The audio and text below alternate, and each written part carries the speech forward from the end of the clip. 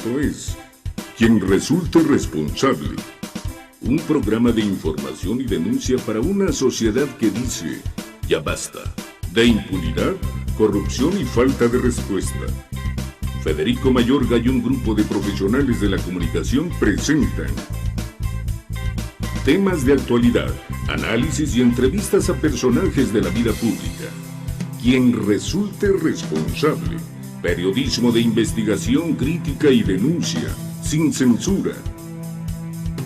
Ganadores del Premio Nacional de Periodismo en la categoría Denuncia Ciudadana. Hola, ¿qué tal? Muy buenas noches, tengan todos ustedes y bienvenidos a Quien Resulte Responsable, un programa de investigación, crítica y denuncia sin censura. Desde Cuernavaca, Morelos, un saludo a nombre de nuestro director general Federico Mayorga y de un servidor Carlos Félix, de costa a costa y de frontera a frontera, en esta noche de viernes.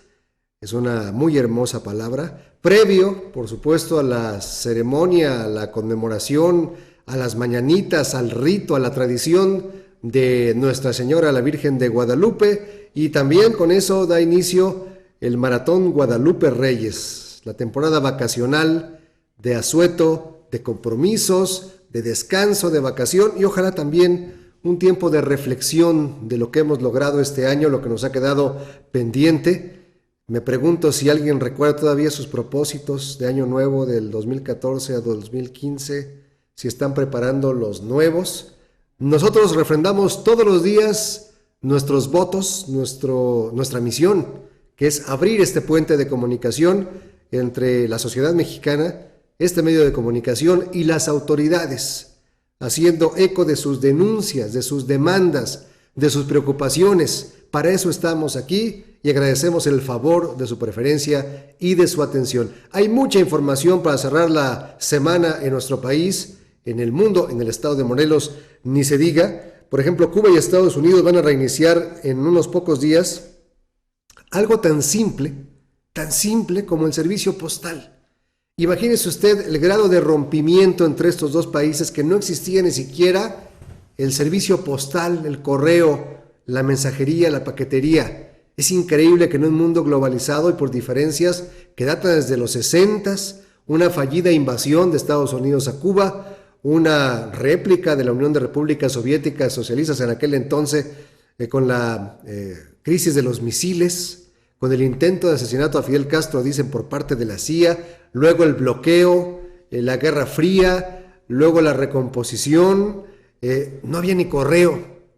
Bueno, se están recuperando las relaciones diplomáticas, las relaciones comerciales, ya hay vuelos de Estados Unidos hacia Cuba, ya no están fichados los norteamericanos que viajen a la isla, así que en un signo de modernidad también ya hay correo. Anonymous está lanzando una campaña en contra de Donald Trump. Bienvenidos, si antes me caían bien, ahora mejor. Y no son los únicos. Muchos sectores, muchos políticos, empresarios, líderes, artistas, intelectuales ven con gran preocupación que Donald Trump, este millonario con poco seso, pudiera ser el candidato republicano a la presidencia de Estados Unidos y peor aún, que pudiera ganar en las urnas con todas las carencias de estructura ideológica que tiene el hombre. Lo único que le sobra, y eso con sus bemoles, es dinero, pero de seso, de sensibilidad, de empatía, es un tipo carente. Entonces Anonymous dice, vamos a entrarle, y yo creo que habrá mucha gente que se va a sumar a esta iniciativa. En nuestro país, híjole, los indicadores macroeconómicos muy preocupantes. El crudo mexicano, no me refiero a quienes ya están de antemano haciendo brindis y prebrindis y preposadas, no. El crudo me refiero al barril de petróleo crudo de exportación que llegó a estar en 80, 90, 90 y tantos dólares. Creo que llegó a estar a $120. ¿Sabe cuánto cuesta? ¿A cómo amaneció hoy viernes? A $27. Si no es porque se contrató un seguro a nivel internacional por si se llegara a caer el precio del petróleo, que estaba por ahí contemplado entre 60 y 70 dólares conservadoramente, cerró a $27.74 por barril. Hoy en los bancos 17.40, 17.55, 17.70, $1 por cada para el tipo de cambio con los pesos mexicanos.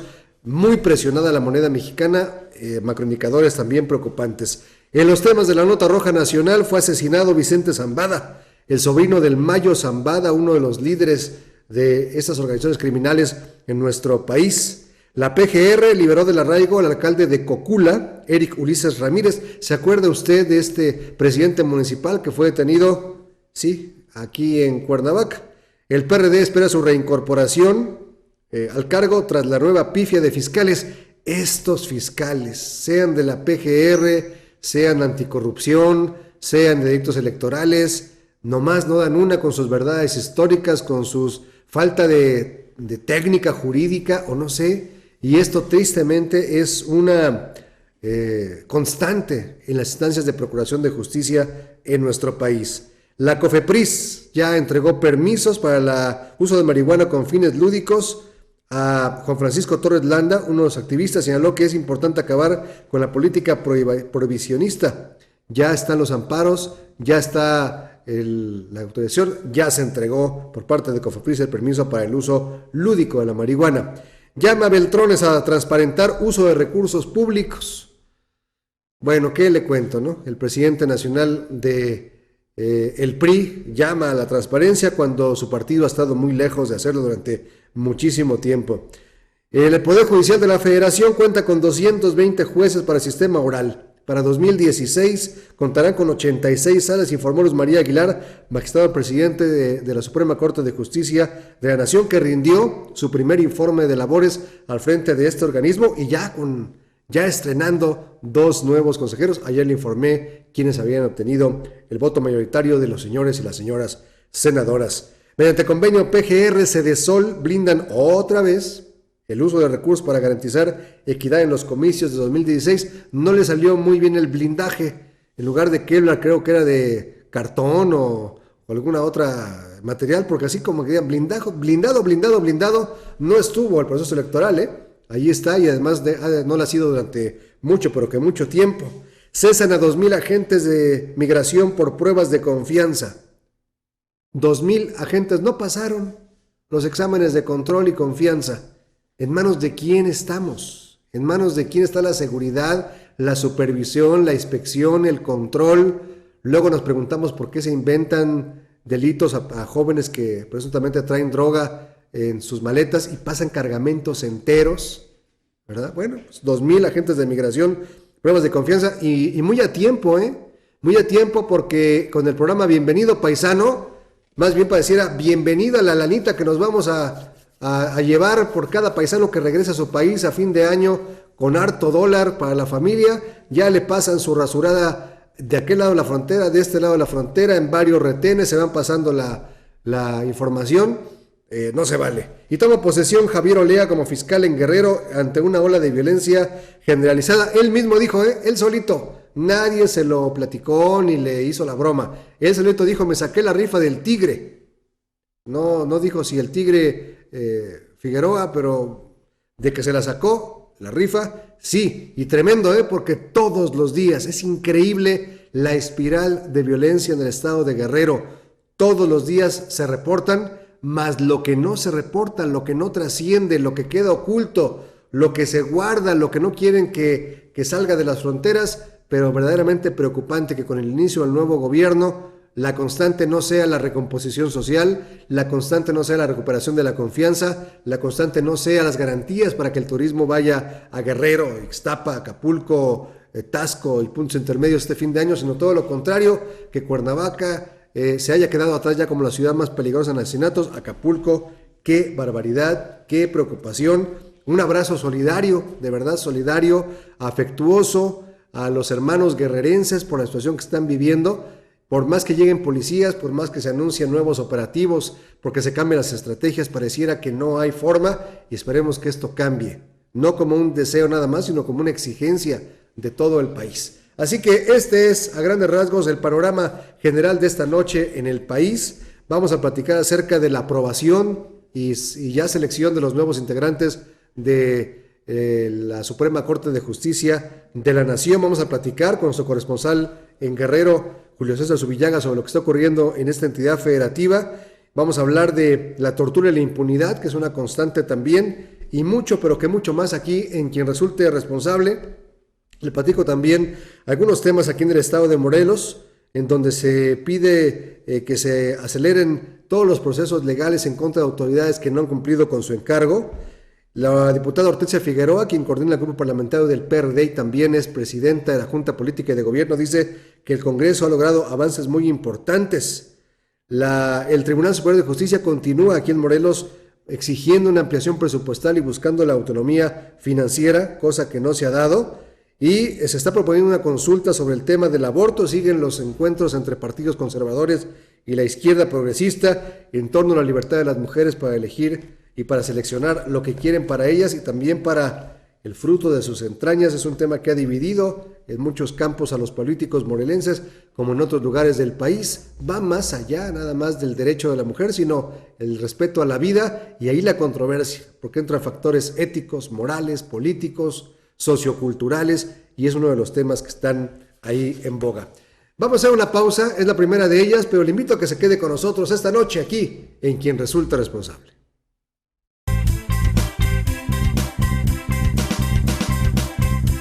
Quien resulte responsable.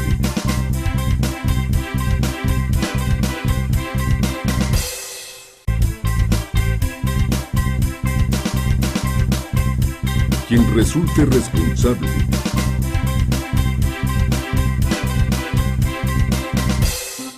Esto es Reporte Morelos en Quien Resulte Responsable.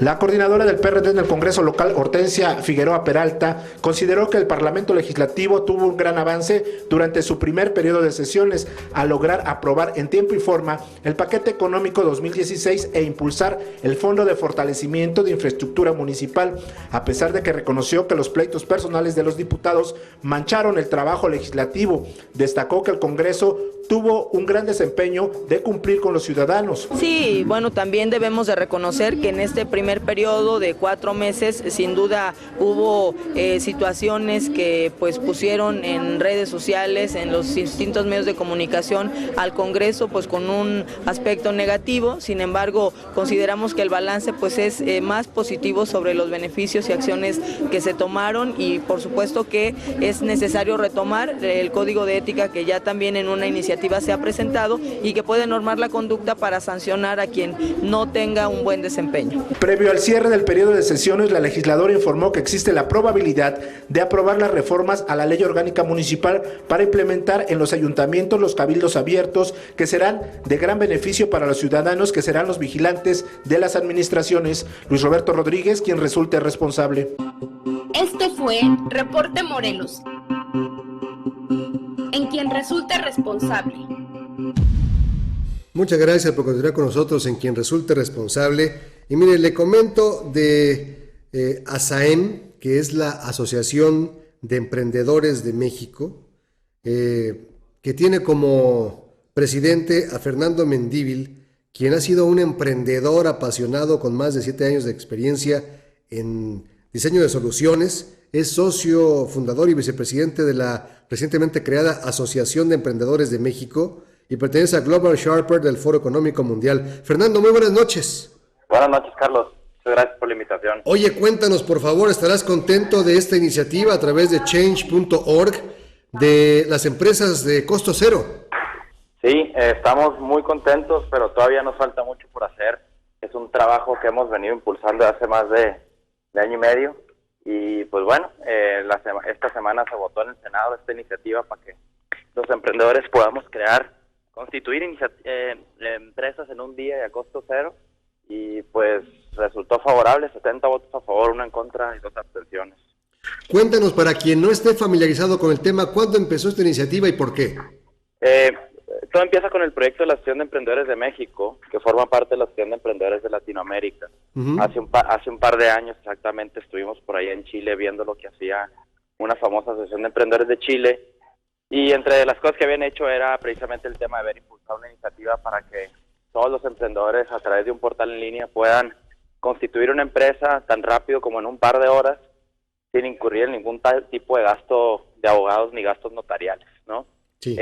Entonces, cuando nosotros regresamos a México, pues regresamos con el compromiso de crear pues una asociación de emprendedores de México, empezamos a trabajar, nos acercamos a la Escuela de Gobierno y Transformación Pública del TEC de Monterrey, hicimos mesas de trabajo con emprendedores, expertos en políticas públicas, etcétera, y en diciembre del año pasado presentamos la iniciativa junto con senadores de distintos grupos parlamentarios, junto con el decano de la Escuela de Gobierno, y eso despertó entonces el interés de Secretaría de Economía en el proyecto, y durante todo este año estuvimos trabajando en la redacción o en el análisis de esa iniciativa que se propuso para darle viabilidad. Esa nueva redacción, o digamos ya la iniciativa modificada, fue la que se aprobó en el Senado, y lo que pretende es muy básico, es que los emprendedores no tengamos que operar bajo un régimen de incorporación fiscal o bajo una persona física con actividad empresarial todos nuestros proyectos, aun y cuando sean personales, y que cuando emprendemos en grupo, pues no tengamos que transcurrir ese camino tedioso, largo y costoso de ir con el notario público a constituirnos, que puede demorar hasta 60 días el proceso y que cuesta en promedio 15,000 pesos. Entonces, pues lo que pretende la iniciativa es que a través de un portal uno encuentre la denominación o nombre de su sociedad, escoja de un menú de estatutos pues las reglas que aplican a la sociedad, lo mismo para el objeto social, que se capture la información de los socios o de la persona que está constituyendo una empresa, porque una de las cosas que podremos hacer es constituir empresas de manera unipersonal. Es una nueva figura societaria que se llama Sociedad por Acciones Simplificadas. Si yo, emprendedor, tengo más de un proyecto, pues puedo constituir una empresa para cada... No debe ser sociedad anónima. No va a ser una sociedad anónima, ¿no? Es una sociedad por acción simplificada, es otro concepto mucho más básico que ya existe en otros países, que requiere menos, digamos, que requiere un marco legal mucho más sencillo, porque la verdad es que todos los proyectos empiezan pequeños, uno no sabe siquiera si le va a ir bien, de hecho el 70% de las pymes fracasan antes de 2 años, ¿no? Entonces, a fin de cuentas, se capturan los datos de los socios, se firma con la fiel e inmediatamente el sistema te va a arrojar el acta constitutiva con tu folio del Registro Público de Comercio, con el RFC de la nueva sociedad y con las licencias municipales que se necesitan para operar, y esto aplica solo en algunos municipios. Esa es la iniciativa a grandes rasgos. Y bueno, viene a llenar ese hueco o ese dolor entre el emprendimiento, porque la realidad es la siguiente. Todos los emprendedores cuando vamos a iniciar un proyecto normalmente le sacamos la vuelta al procedimiento actual. ¿Por qué? Porque cuesta tiempo y dinero. Y entonces emprendemos en la informalidad.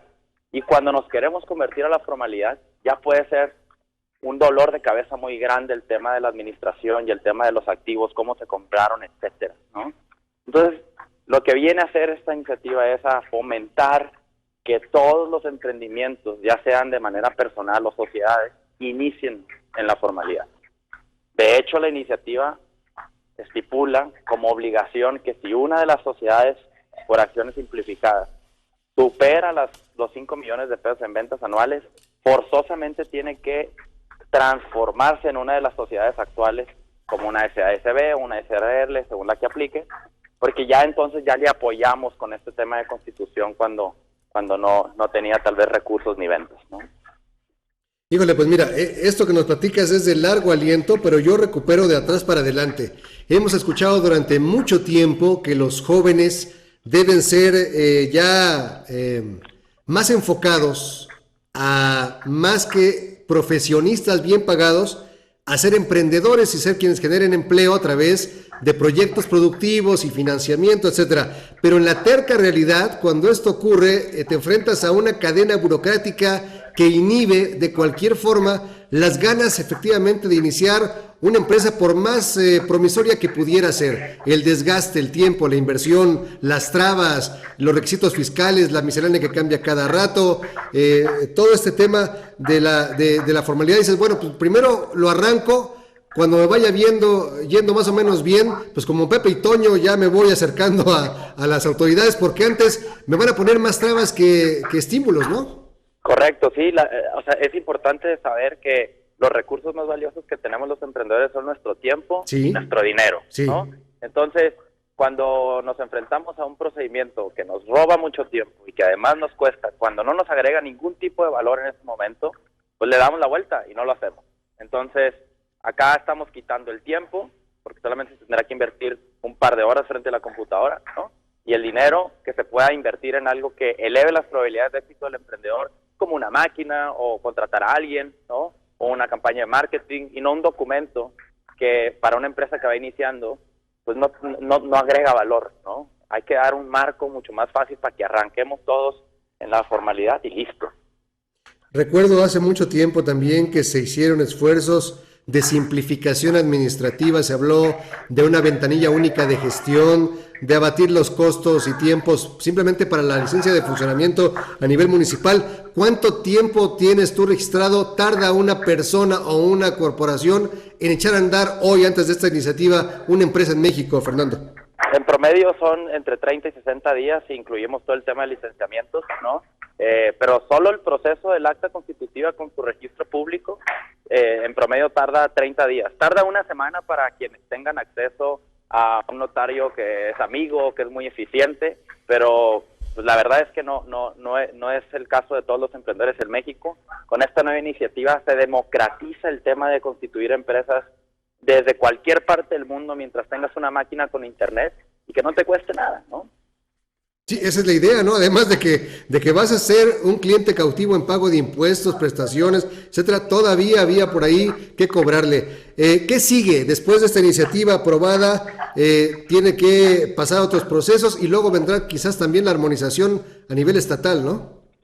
Bueno, el paso siguiente es, estamos tratando de que se vote en la Cámara de Diputados este lunes. Pasó por el Senado, va a la Cámara de Diputados. Exactamente, Ajá. y ya con eso estamos prácticamente listos. Se haría un anuncio seguramente oficial, pues, el tema de Presidencia y Secretaría de Economía, porque el sistema o la plataforma digital se tiene que construir, que creemos que eso podría tomar el primer semestre del siguiente año. Pero bueno, después de eso hay muchos otros retos, como el tema de poder cerrar empresas mucho más fácil, sobre todo son MIPYMES, ¿no? Sí. Y muchas otras iniciativas que pues las seguiremos impulsando como ASEM y como ASEM de Emprendedores de Latinoamérica, que además es un proyecto muy serio y es una de las tareas que digamos, a las que nos comprometimos. Tenemos el apoyo del Banco Interamericano de Desarrollo a través del FOMIN, y bueno, pues bien, es un proyecto muy grande y tenemos mucho trabajo por delante, como si no fuera suficiente el trabajo que tenemos en nuestras empresas. Sí. Pero pues alguien lo tiene que hacer y lo hacemos con mucho cariño por el país. ¿Cuánta gente sumó a esta petición en change.org? Hasta el día de ayer éramos más de 22,000 firmantes. Fíjate. Pero bueno, yo creo que solo hemos tocado una parte de la población.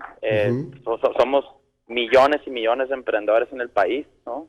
Y bueno, pues creemos que, te pongo un ejemplo, en Chile, esto es algo que se puede hacer en Chile. En Chile tú puedes constituir esa empresa en línea, y en menos de 2 años se han constituido más de 200,000 empresas a través del portal, ¿no? Entonces te habla del beneficio que realmente trae, y creemos que en México somos, para empezar, muchos más emprendedores que en Chile, ¿no? No es por nada, pero sí es cierto, ¿eh? No, claro que sí. Oye, también un logro de la Escuela de Gobierno y Políticas Públicas del TEC de Monterrey, con el sustento, con el apoyo, la Secretaría de Economía, el Senado de la República. Así que es un muy buen esquema, es un esquema virtuoso de cómo no tiene que haber este divorcio entre instancias académicas, entre los empresarios y entre las autoridades, ¿no? Para nada. De hecho, la bondad que tiene esta iniciativa es entendible desde que te lo explican por primera vez. Cuando hablamos con el decano Alejandro Pora, inmediatamente lo entendió. Cuando lo hablamos con la gente de Secretaría de Economía, inmediatamente lo entendió. Los legisladores, he de decirlo, para mi sorpresa, yo creí que iba a ser hasta los legisladores lo entendieron, Fernando. Yo creí que iba a ser complicadísimo armar distintos grupos, o sea, convocar a distintos grupos parlamentarios y hacerlos entender el beneficio de la iniciativa y que dejaran de un lado sus intereses partidistas. Sorprendidísimo, porque con todos los que hablamos, de hecho nosotros ya nos encargamos de conformar una bancada pro emprendimiento en el Senado. Son 10 senadores de distintos grupos, que se dio obviamente junto con esto, y todos inmediatamente se pusieron la playera y dijeron, vamos a hacer que esto suceda y vamos a ver cómo le hacemos. Y entonces ese trabajo conjunto pues tiene como resultado lo que pasó. No, si me hubieras preguntado hace 2 años si yo me imaginaba que la votación de la iniciativa iba a ser 70 votos a favor y 1 en contra, no lo hubiera creído. Sí, se dieron las condiciones, se alinearon los astros, hicieron un trabajo profesional y bueno, ya está un gran paso para empresas en un día de costo cero. Te agradezco mucho, no solamente la entrevista, sino el emprendedurismo que has encabezado para beneficio, no nada más tuyo, es muy generoso que, pues venga, vamos a entrarle bien, rápido y fácil para que México crezca. Correcto, pues muchas gracias otra vez y seguimos en contacto para mantenerlos al tanto sobre lo que sucede con esta y otras iniciativas. Eso me encanta, las que vengan también. Fernando, un gran abrazo, buena noche. Gracias, hasta luego, Carlos. Fernando Mendívil, presidente de la ASAEM, es decir, la Asociación de Emprendedores de México, 7 años pensándole cómo le hacemos, cuajándola, asesorándose, con mucho empuje, con el apoyo del TEC de Monterrey, tocando puertas en el Senado de la República, en la Secretaría de Economía, los emprendedores de México diciendo, bueno, nos están diciendo que México tiene que mejorar, crecer, detonar la empresa, la creatividad, lo que producimos, pero a la hora de ir a hacer los trámites, 60 días, 2 meses, quizás 3, un costo muy alto, trabas, retraso, poca claridad en los procesos. Vete a la ventanilla 8, ya sabe usted, ¿no? La tramititis en México. La iniciativa es que a través de un portal salgan todos los permisos necesarios para que en un día puedan echar a andar una empresa y no tenga que ser una sociedad anónima, el acta constitutiva, notariada, el costo de todo ese papeleo, las copias miles, recabarlas, esperar que se apostille en un día. ¿Quieres emprender? Venga, bienvenido al mercado y a la productividad. Excelente, ya pasó por el Senado de la República, falta que pase por la Cámara de Diputados, esperamos que sean sensibles y que, como dijo Fernando Mendívil, hasta los diputados le entendieron. Vamos a la pausa, regresamos a Quien Resulte Responsable. En Quien Resulte Responsable nos preocupamos por nuestro público, por eso trabajamos en nuevos servicios y sistemas de comunicación más ágiles. Esperen pronto nuestra plataforma informativa, sin censura, Quien Resulte Responsable, televisión ciudadana de crítica y denuncia.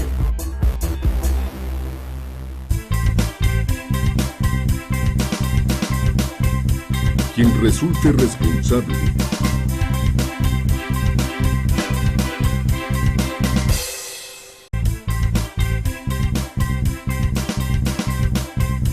Quien resulte responsable.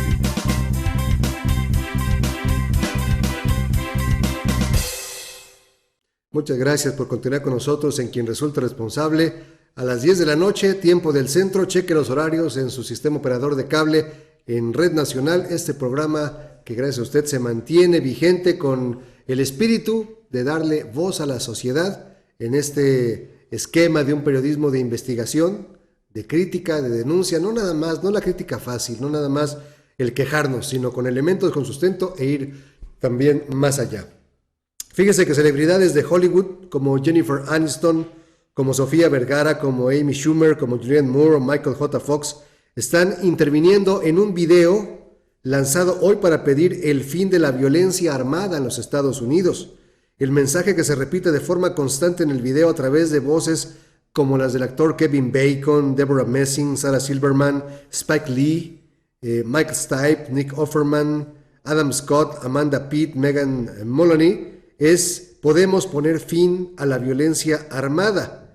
Esta iniciativa, en la que también interviene el presidente estadounidense Barack Obama, llega justo antes del 3er aniversario del tiroteo en la escuela Sandy Hook de Newton, en Connecticut, donde murieron asesinados a tiros 20 niños y 6 mujeres. También se produce después del tiroteo del pasado día 2 en San Bernardino, California, donde 2 supuestos seguidores del grupo yihadista Estado Islámico mataron a 14 personas e hirieron a otras 21 en el peor acto terrorista en el país desde los ataques del 11 de septiembre de 2001. El video fue divulgado por Everytown to Gun for Safety, una plataforma de ánimo de lucro liderada entre otros por el exalcalde de Nueva York, Michael Bloomberg. Así que siguen los esfuerzos en los Estados Unidos para el control de las armas, para evitar tanta violencia, para que no haya masacres como las que constantemente se dan, lamentablemente, en el vecino país del norte. Pero no vayamos tan lejos. Aquí en México, en Guerrero, desde que asumió el poder Héctor Astudillo y mucho antes, la escalada de violencia ha estado tremenda. Y para platicar del tema y saber cómo está la situación de primera mano, tenemos al director del diario La Tarde de Iguala, Guerrero, nuestro corresponsal y amigo Julio César Zubillaga. Julio César, buenas noches. ¿No lo tenemos en la línea? Teníamos ya la comunicación, no lo tenemos. Me decían que estábamos listos, pero bueno, tenemos ahora a Raimundo Díaz, que él pertenece a un colectivo contra la tortura y la impunidad en Guerrero. Raimundo, te escuchamos, buenas noches. Sí, buenas noches. ¿Qué está pasando en el estado de Guerrero? Que bueno, eso lo sabemos porque estamos enterados, más lo que no sale a los medios de comunicación y nos enteramos en charlas de café, en gente que viaja, que regresa, pero ¿qué ocurre en el estado de Guerrero?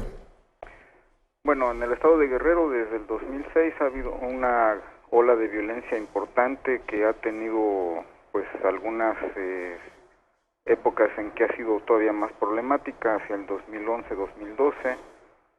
Bajó un poco el año pasado y en este año, a partir del mes de abril, previo a las elecciones en el estado, empezó nuevamente una situación bastante crítica. Acá en el estado pues ya llevamos en estos 11 meses y días llevamos alrededor de 1,500 muertos. Solo en el municipio de Acapulco son más de 800 muertos. Esta ola de violencia, pues algunos pensábamos que iba a calmarse después de las elecciones, pero no fue así. Después mucha gente pensó que se iba a calmar con el cambio de gobierno, con el nuevo gobernador Héctor Astudillo, y pues tampoco ha sido así. Entonces la situación es bastante crítica porque, sobre todo en la ciudad de Acapulco, pues los muertos son a veces hasta 10 al día, ¿no? Muchas veces, a veces son 2, son 3, pero no deja de haber muertos. Y sobre todo, pues que son personas, digamos, jóvenes, la mayor parte de las veces son adultos jóvenes, hombres, pero no deja de haber víctimas que sean mujeres y pues en algunas ocasiones muy tristemente han sido hasta pequeños menores de edad de 2, 3 años, ¿no? Esta situación se puede ligar mucho a lo que las autoridades le llaman los ajustes de cuentas, pero la verdad es que estos ajustes de cuentas no tendrían no sería el pretexto para tantas víctimas, por un lado. Por otro, pues ya al acercarse y platicar con la población, con familiares o con conocidos de las víctimas, pues no siempre es posible encontrar que las personas hayan estado ligadas a alguna actividad delincuencial, y muchas veces, como por ejemplo hoy, en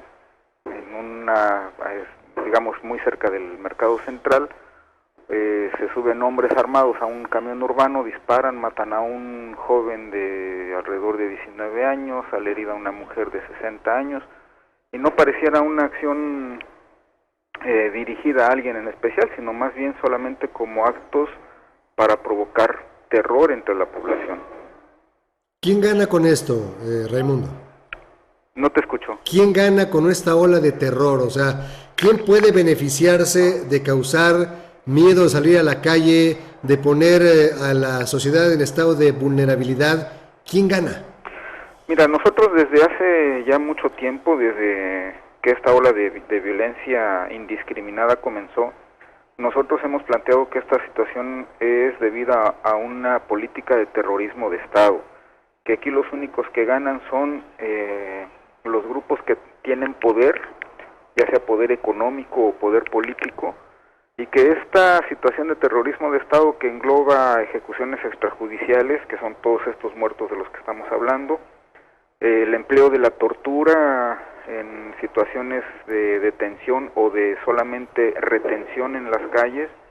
La tortura también se da de una manera masiva cuando las autoridades reprimen a la movilización social, a las manifestaciones, a las marchas, cuando se intimida a la población a través de los operativos policíacos y militares, como esto que acaba de suceder ahora con los maestros, que son, entre comillas, resguardados por policías para hacerles una evaluación. y donde se militarizan zonas de la ciudad, ¿verdad?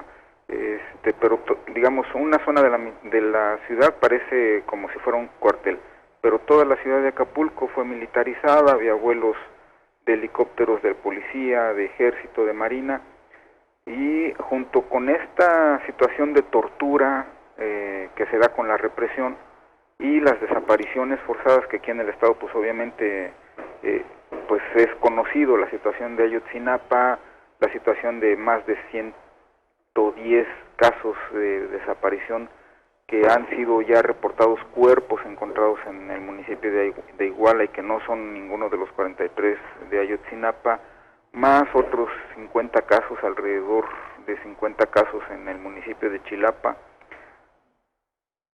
Esto es lo que nosotros le llamamos terrorismo de Estado, las ejecuciones, la tortura, la desaparición, y que no hay garantías de que se cumplan las leyes de acuerdo a digamos a los derechos humanos.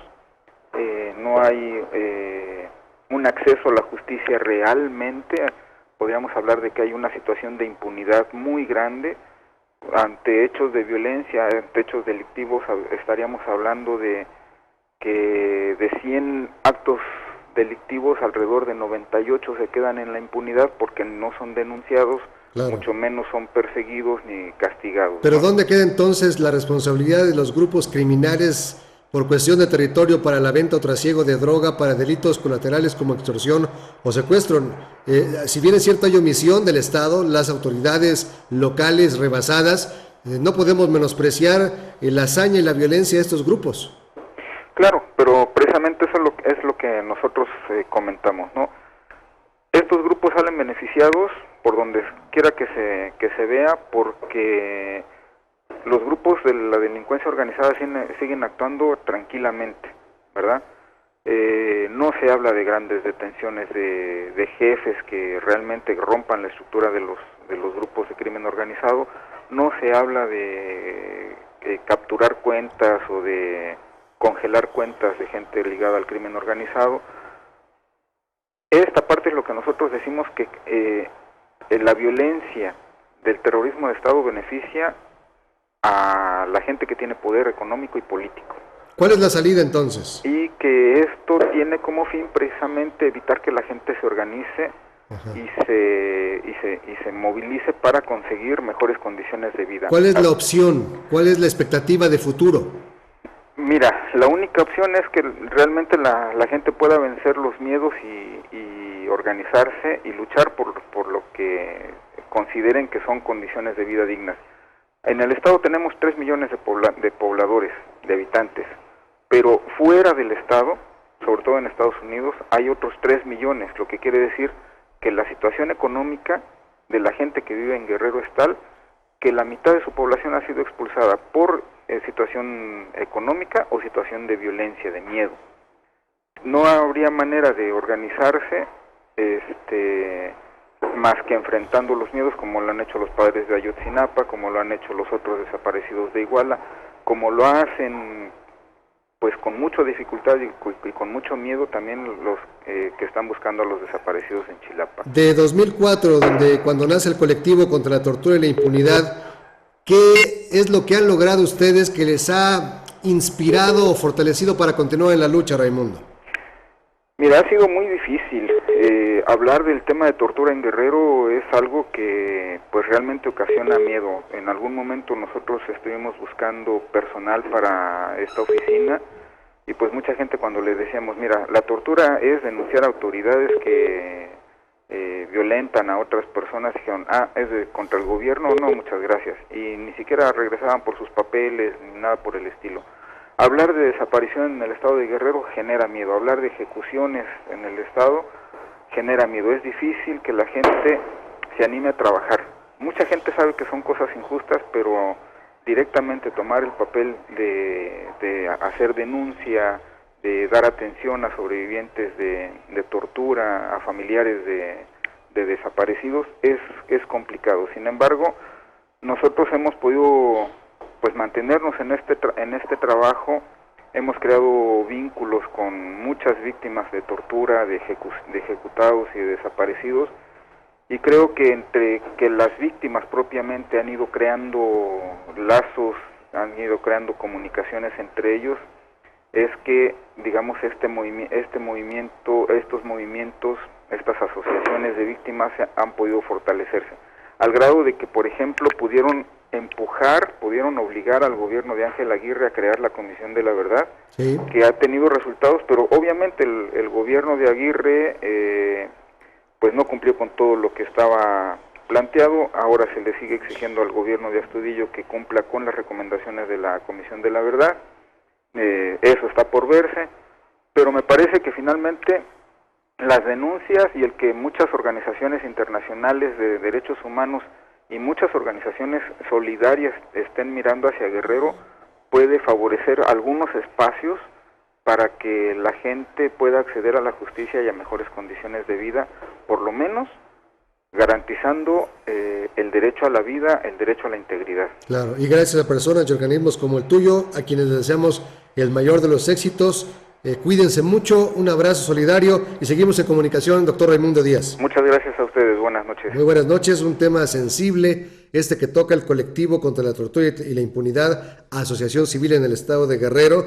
Desde junio del 2004 se propusieron contribuir como organización independiente de la sociedad civil a la construcción, que yo diría reconstrucción y búsqueda, un tema aspiracional a un Estado de Derecho libre de tortura y malos tratos. Se ha documentado la tortura, la atención de la salud física y mental de quienes han sobrevivido a esto, que no es de ahora, ha habido épocas sumamente oscuras en el estado de Guerrero, por no decir en todo México, la guerra sucia, la persecución a las guerrillas, los movimientos sociales, la impunidad de caciques, gobernantes o gobernantes caciques que eran prácticamente lo mismo. Así que muy relevante y muy valerosa la actuación de este colectivo del doctor Raimundo Díaz, que dice, invitábamos a la gente a trabajar, y cuando se enteraban de qué se trataba dijeron, no le entro. Un diagnóstico demoledor, terrible, tristísimo, pero además sin una perspectiva de solución. Dice, cuando la sociedad se organice, demos un paso al frente, sigamos denunciando, pero en medio de todo eso, pues hay que tomarse una cápsula de valor todos los días simplemente para hacer la vida cotidiana, ya no digamos para dar la lucha, y la omisión e incapacidad de autoridad de todos los niveles es más que visible. Vamos a la pausa, volvemos todavía con mucho más de Quien Resulta Responsable.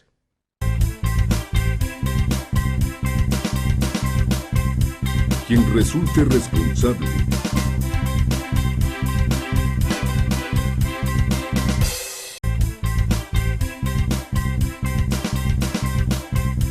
Quien resulte responsable.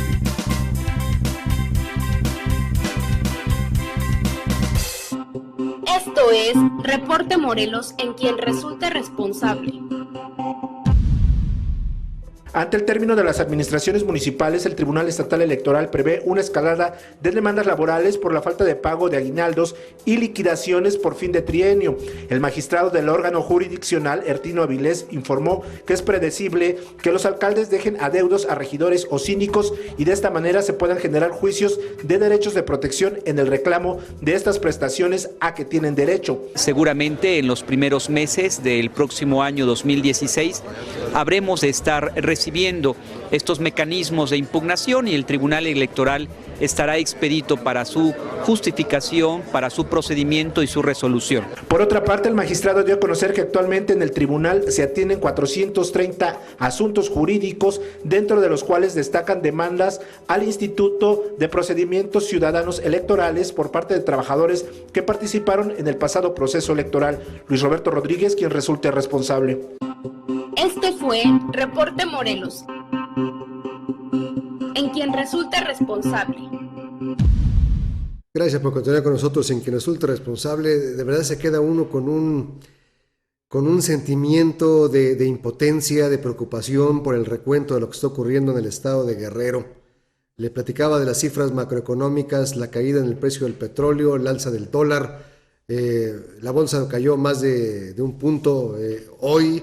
Pero hay buenas noticias, va a subir el salario mínimo 4.2%, ya va a quedar en 73.04 pesotes. El Consejo de Representantes de la Comisión Nacional de Salarios Mínimos anunció que será de 4.2% el incremento al salario mínimo, con lo que pasa de 70.10 pesos a 73 pesos con 4 centavos a partir del 1 de enero próximo. Basilio González dijo en conferencia de prensa que este incremento es superior a la inflación del 2%, de acuerdo con la información que dio hoy a esa comisión el gobernador del Banco de México, Agustín Carstens. Con ello, el poder adquisitivo se incrementa más de un punto porcentual por arriba de la inflación esperada para el próximo año. Consideró que el mínimo tendrá finalizar los primeros 37 meses de la actual administración una recuperación del 4.26%, es decir, la más alta en las últimas 7 administraciones. Así que ya sabe usted, cuente a partir de enero con 3 pesotes más de salario mínimo en nuestro país. Hoy más que nunca pues está vigente esa máxima de la sabiduría popular. Salario mínimo al presidente, para que sepa lo que se siente. Tengo en la línea a Jorge Javier Romero.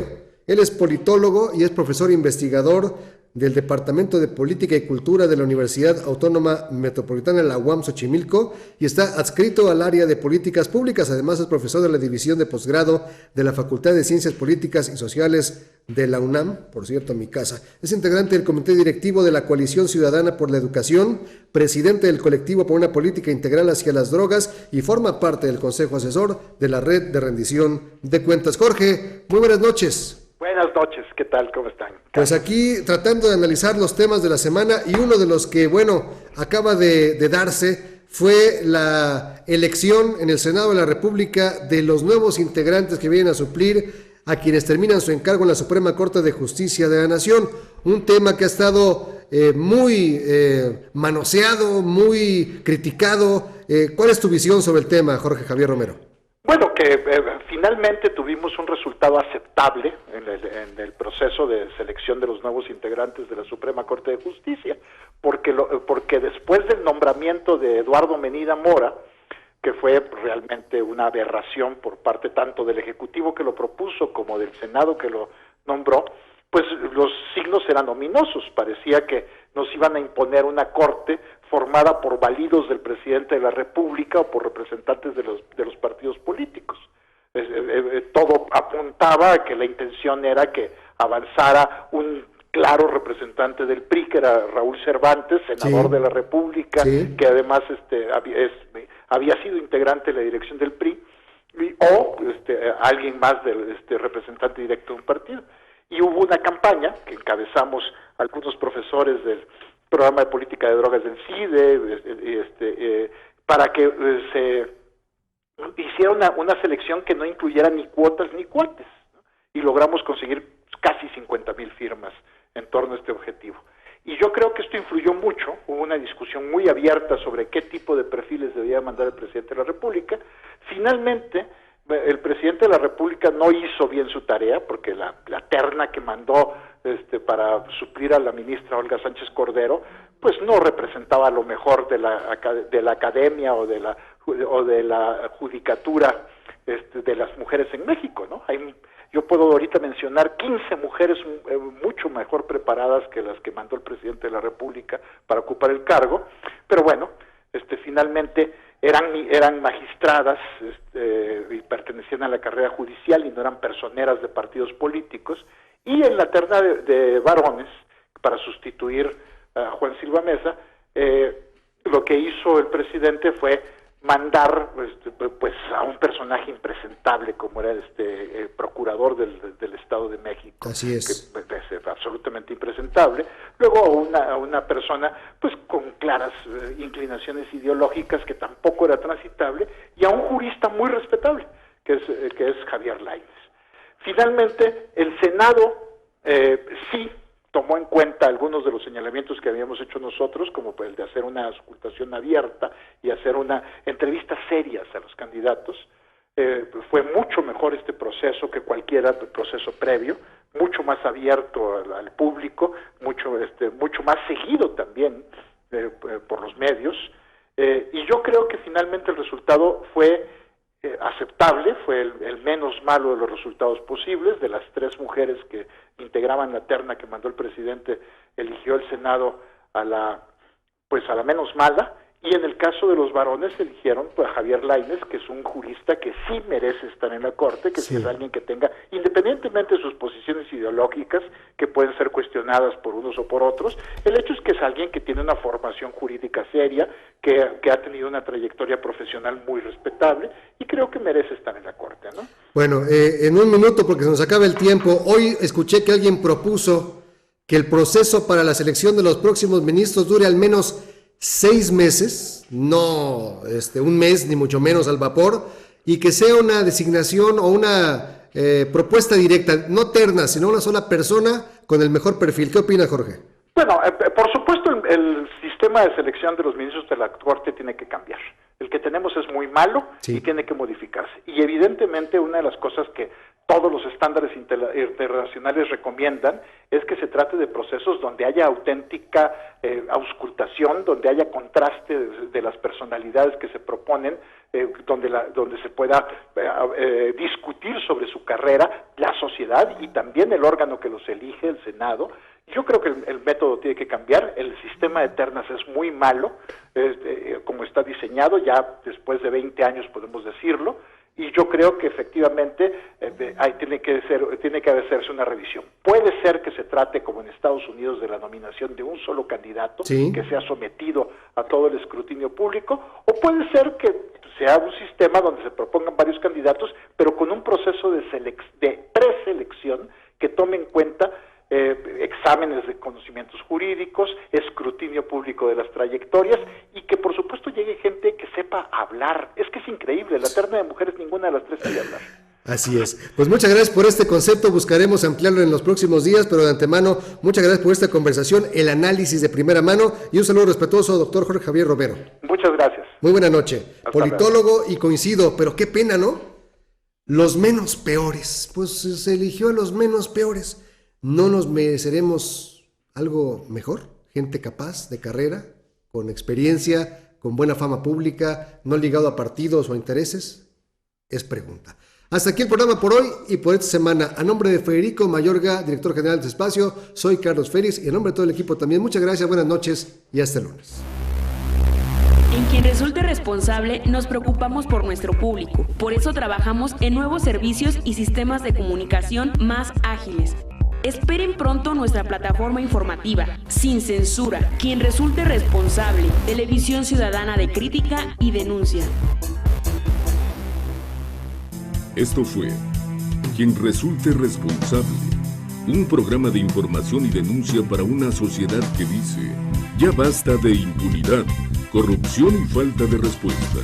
Quien resulte responsable, periodismo de investigación crítica y denuncia, sin censura. Hasta la próxima. Continuaremos buscando a quien resulte responsable.